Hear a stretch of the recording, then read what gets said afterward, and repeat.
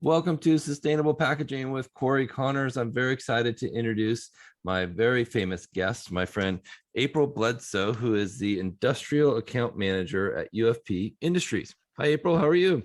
I'm good. How are you, Cory? Good. Thank you so much for taking some time to be on the show. And you're my first guest that is involved in the wood side of packaging, which is a huge issue or a huge part of packaging right now. As we all know, there was a major wood shortage, but I'm excited to hear about all that. But most importantly, tell us about yourself. How did you get into this industry? So thanks for having me, number one, and I'm excited to be your first lumber guest. I love that. Love it. Love it. So it's kind of funny how I got involved in the packaging industry. So before I came into the packaging industry, I was in the oil and gas industry with my family, and specifically my dad and granddad. And when they sold their oil and gas company, we had a pallet company that was local to us. And my dad branched off and he was like, well, hey, why don't we do that? That looks interesting and different. So he purchased the pallet company and we worked there for many years. And then UFP came in and purchased that company. So that's how I came over to UFP, but just something different. And man, what a big difference from the oil and gas industry, but a lot of moving parts to the packaging industry. And it's intriguing and fun and very challenging. Very true. Yes, especially the last year and a half, I bet. No doubt.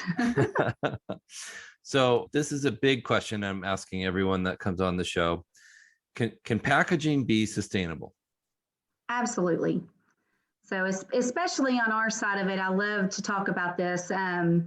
When you deal with wood packaging, it is very sustainable. And I would imagine that every wood manufacturer out there that's dealing in wood packaging is the same or a lot of the same. But for us specifically, we have such a wide variety of customers. You know, you have customers on the range that want no mold, no dust, to customers that just need a pallet to get their product from point A to point B. So because of that, we can take our wood that we get in and we can utilize it for all these different applications.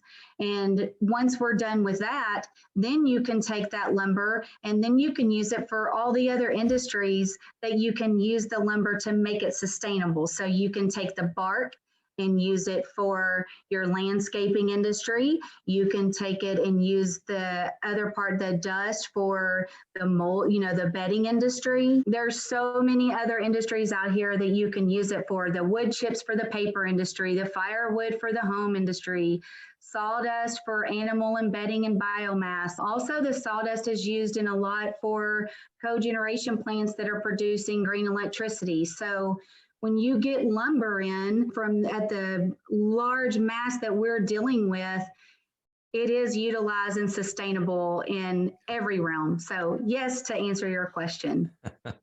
And very good point. I started my career at Weyerhaeuser. And as you know, Weyerhaeuser is a large forestry management company. I would say that's probably their first priority is lumber and tree and forestry management. But no one cares more about being sustainable with trees than the people that use those trees for their products.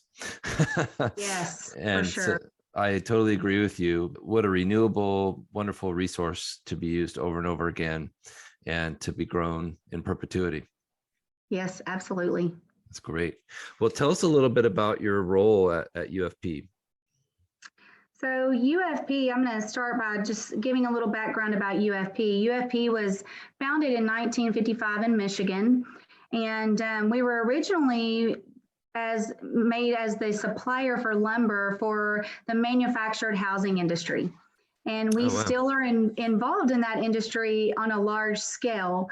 But throughout the years, we've kind of restructured our company to where UFP Industries is our holding company, and we have all these subsidiaries that are global that cover 3 different markets for us. So we have the retail market, a construction market, and an industrial market. And personally for me, I am tagged on the industrial side. And our team is the Industrial Southwest team. And we call ourselves Team Texoma because we are specifically with North Texas, East Texas, West Texas, Oklahoma, Louisiana, Arkansas. That's where we all cover. I've been with UFP for a little over 3 years now and came on as an account manager, and I still have lots of accounts that I handle. Here recently, I'm slowly moving my role into field marketing as well. So that's been very fun and challenging, and our whole team has embraced it, and we're all enjoying that side of it as well. You'll get to do a lot more podcasts. Yes. Good That's for you. our goal. I love that. Have you thought about having your own podcast about the wood industry?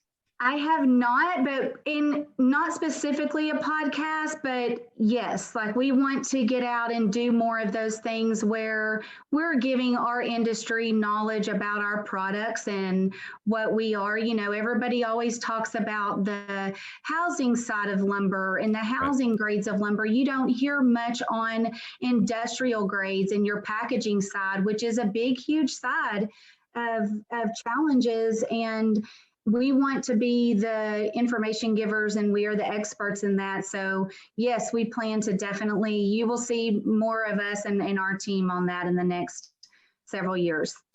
Well, that's great. You've certainly taught us all a lot on Clubhouse, which is the social media app that you and I met on. You'd come into the room anytime we'd have a wood related question. You were always there to help, and we really appreciated that because that's not our forte at all. Well, So thank you. Thank you. So we know there was a huge wood shortage, especially plywood and like you said, for the housing industry. But I've noticed as well in the packaging side of things, we would consider a wood pallet part of the packaging of our product. And it's one of the items that we do provide customers. We've noticed those costs rise dramatically, and I'm assuming that's related to the increase in demand in addition to the decrease in supply. Yes. Those two things equal higher costs, if I remember my college economics class correctly. Can you tell us, is supply catching up or is demand waning? Yes and no. I think that the supply is still out there. The supply is catching up. The demand is still out there. So a little bit, you know, you kind of see it tailoring out and leveling out a little bit, but the demand is still definitely out there. And just like in all the other industries that you see right now, it just kind of flows over from one challenge to the other, right? You know, So, you know, you have your lumber supply of being a challenge. Well, then it moves over to you're seeing more lumber come in, but now there's all these other components that go into those packaging items that you have to use to make them. So what are those challenges going to be? And then you've got trucking. That's a big challenge. And you've got the matter of getting workforce and people competing for workforce. And that's a challenge every day. So as far as the lumber supply itself, we're seeing that get better. And fortunate for us, all of our suppliers, all of our partners, people that have partnered with us, we've been able to keep them flowing with product through all these unprecedented times. Our lead times have been increased a little, but compared to a lot of companies in our industry, we look a lot better. So we've just been able to work with our partners really well on, this is what you're going to see, you know, this is how long it's going to take, and let's keep you stocked. And what do we have to do to work with your inventory? And you know, same thing that you do every day too. It's a big challenge every single day. But we do see the lumber supply getting a little better. Still very tight too. It's still very tight, especially on the industrial side of it. That's very interesting. You know, like I've told you before, I live in Oregon. In the Northwest, we harvest a lot of trees. And so we see trains flying by full of wood all the time. And we're sitting here wondering, what are you talking about? Wood shortage, you know? But when we look at the total global aspect of things, we're in a unique area, I think. Yeah. Yeah. And you just the housing, just like you said, the supply and demand. Well, you look at all the housing market that's gone up, and naturally there's going to need to be lumber that goes with that. And a lot of the packaging, when you talk about pallets and crates and the industrial side of lumber, that specific lumber that is produced at a mill is a downfall material of what wouldn't make for the graded material. So it's a very small percentage as it is. And so it's already a shortage of material. It's going to be the lowest percentage that comes out of a mill. So it's still a constant need. So it's a big challenge, and the demand isn't slowing down in the housing market either. It's just may look slow on paper, but right. It's not slow. You're exactly right, and that's what I'm hearing from friends in the real estate industry, and people looking for houses. There's no houses. Interesting. I hadn't thought of pallet wood or packaging wood being kind of the lowest grade, but that makes total sense because it doesn't have to look good. It just has to perform, right? Right. So all your housing lumber has to hit all these requirements to be able to be sold at your Lowe's and Home Depot grade, your 1 and 2 grade lumber, where your industrial grade lumber, not that there are some applications for it that do have to have those grades of lumber as well, but the majority of them are considered number 4 industrial grade lumber, and those don't have to meet a grade. And so that's just the downfall of what's coming out of the mills. Yeah, it's okay if there's a knot or a hole in a pallet board, it'll still perform, right? Yes. Interesting. Yeah, I spent some time at Weyerhaeuser in the pallet yard. Mm-hmm. Boy, that's hard work. Those people anybody that works with pallets all day long, my hat's off to you. Absolutely. I agree. Hard work. Yes. So it seems to me that the shortage is not from the forest. The shortage is in production, or on the side of things. It's not necessarily a wood shortage. It's almost like a production shortage. Is that kind of what you're thinking? It is. Like the mills get all of these orders, and when you go back to when COVID started, all the mills shut down because they figured everybody would quit ordering. And they did all the complete opposite. There's everybody going to do all these DIY projects, and so everything picks back up, and then everybody starts buying houses, and so it's the demand on them, and the sawmills can't keep up. Well, it takes the sawmills several months to get their mills back up in order, get their people back online, get everything going. Well, then they have a big backlog.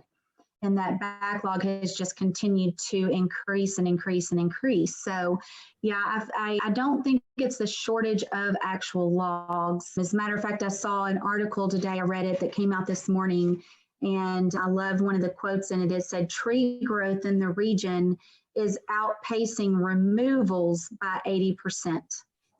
Wow, that's impressive. And I thought that was intriguing. So, it's not trees are growing and trees are there. Yeah. We just can't get them processed and cut fast enough. So tree growth in the region is outpacing removals by 80%. That's impressive. And that's in the Southwest region. Yeah. That's in it. I love that you have Texas broken up into 3 specific areas. It's so big that you have to split it up.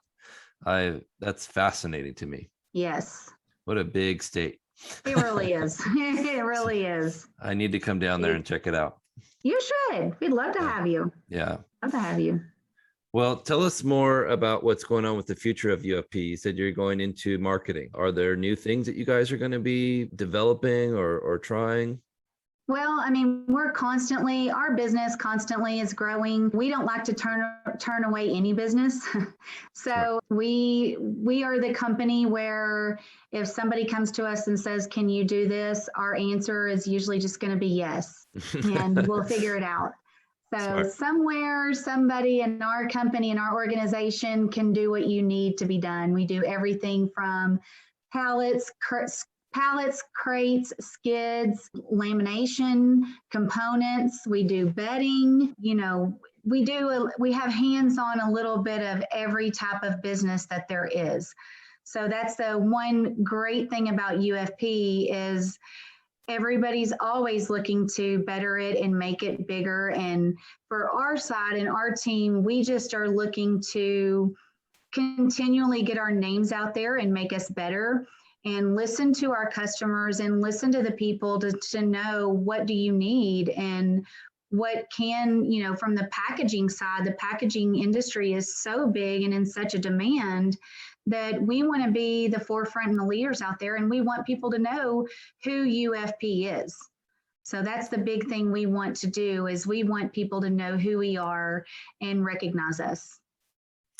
Well, I absolutely understand that. Our company is very similar. And there's a story of our founder, Mr. Kent Landsberg. He had a customer once that Kent asked him, what are your issues today? And he said, I have to buy my wife a car and I don't want to do that. And Mr. Landsberg said, well, what kind of car does she want? And he said he went and he negotiated the deal for his customer because he was just that person that just went above and beyond and did whatever it took to satisfy the need and to service the customer in the way that you would do for family. And I'll never forget that story. It was a Cadillac. I love that.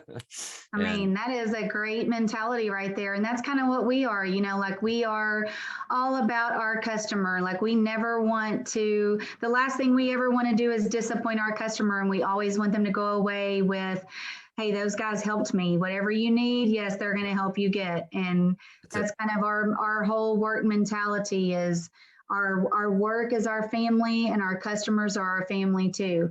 Yes. So we wouldn't be here without them. That's it. And it's important for all of us to remember. This is all a circular world and we got to take care of each other. 100%.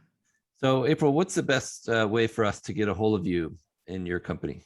So the best way to get a hold of me is you can email me at april.bledsoe@ufpi.com. And my last name is spelled Bledsoe. Any relationship to the quarterback? No, I always say that. I wish. I need to meet him one day and tell him, do you know how many people ask me if I'm related to you? But no relation. You can also reach me on my cell phone is a great way, text, call, either way. I don't care. I will answer you. My number is area code 903-520-1780. And you can find me on social media on LinkedIn. Me and my team are all on LinkedIn on a big presence. And I'm on Clubhouse also, but LinkedIn is really our number one method of getting out and reaching people through social media. Thank you so much, April. And I think maybe in 6 months or so, we should do this again to see how your new role is taking off. But thanks again for your time. I really appreciate it. And I want to thank Landsberg Aurora for sponsoring us. I want to thank the viewers and the listeners for listening. And please take the time to give us a review and to tell your friends about sustainable packaging with Cory Connors. Thank you, April.